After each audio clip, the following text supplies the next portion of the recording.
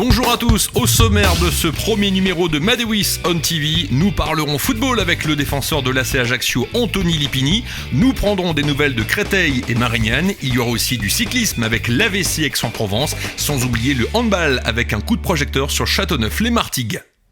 C'est l'un des joueurs emblématiques de l'AC Ajaccio, fils de Bruno Lipini, ancien joueur des Girondins de Bordeaux dans les années 80, aux côtés de Jean Tigana et Alain Giresse. Anthony entame sa 5e saison avec le club corse. Lors de la 5e journée de Ligue 2, ce défenseur de 27 ans retrouvait Clermont-Ferrand, son ancienne formation, avec qui il a joué 2 ans de 2013 à 2015 avant de retourner sur l'île de Beauté.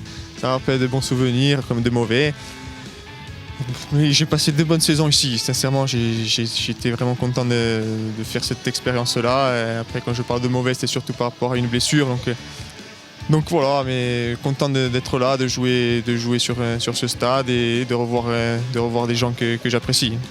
Mais je retiendrai sur ces 2 ans aussi beaucoup de maturité qui m'a, entre guillemets, parce que ça m'a fait voir autre chose en Ligue 2 où j'avais connu que l'ACA. Avec une saison complète, donc voilà, sur le plan personnel ça m'a permis d'évoluer, surtout avec de bonnes saisons, on dira. Face à ses anciens coéquipiers, Anthony Lipini n'a pas réussi à s'imposer malgré l'ouverture du score de Ryan Nouri à la demi-heure de jeu. Au retour des vestiaires, Ajaccio va subir le jeu des Clermontois, encaissant 2 buts en l'espace de 3 minutes. Voilà, il faut travailler, il ne faut pas briller du noir et avancer, et je pense qu'il y a de quoi faire parce qu'on a montré quand même de belles choses malgré ce résultat qui soit décevant. 11e du championnat de Ligue 2 avec 7 points au compteur, les coéquipiers d'Anthony Lipini se déplaceront à Valenciennes lors de la 7e journée avant de recevoir Auxerre le 20 septembre au stade François Coty. Auteur d'un bon résultat nul 1 partout sur la pelouse de Châteauroux samedi dernier lors de la 6e journée de National, Créteil confirme sa bonne forme actuelle et peut préparer avec sérénité la réception d'Épinal. Ce sera ce vendredi à 20h au stade Dominique Duvauchel. Les coéquipiers de Yann Kerboriou ici à l'entraînement comptent bien enchaîner une 2e victoire d'affilée à domicile pour se hisser dans la première partie de tableau. Les hommes de Laurent Fournier le savent, ils ont un bon coup à jouer face à une équipe vosgienne en plein doute, avant-dernière du championnat, qui n'a toujours pas remporté le moindre succès cette saison.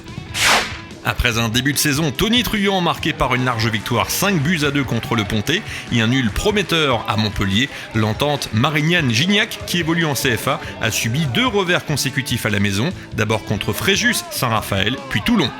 Heureusement, le week-end dernier, les Provençaux se sont bien rattrapés en tenant en échec le leader Colomiers.